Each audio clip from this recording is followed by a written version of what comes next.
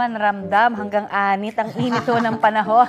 Oo, kaya ang isang aso nga raw sa Gapan Nueva Ecija, dinatna ng alinsangan sa kanilang bakuran. No worries naman dahil may panalong remedy siya.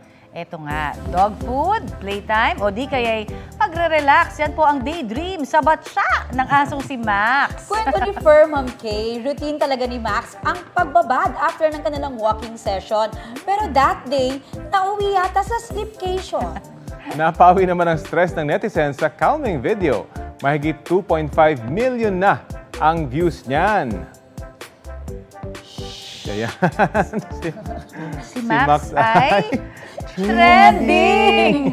Huwag kayo maingay. Huwag maingay, natutulog pa siya. Ang cool. Enjoy na enjoy talaga pero siya. magandang idea yan para dun sa mga pet parents din, di ba? Yung mga fur parents. Dahil talaga ngayon, yung mga aso natin, mga pusa, sobrang init na init din. At nasa-stress sila. Nasa-stress sila pag mainit. At parang magandang idea rin sa tao yan. Yeah. Magbatsa ka, tapos tumatulog ka ron habang... At mag-daydream. Sabi nga ng anak ko kung silang ganyang kakapal na balahibo, di ba? Tayo naiinitan na Kapuso, para sa mga maiinit na balita, mag-subscribe sa GMA Integrated News sa YouTube. Sa mga kapuso naman abroad, subaybayan nyo kami sa GMA Pinoy TV at sa www.gmanews.tv.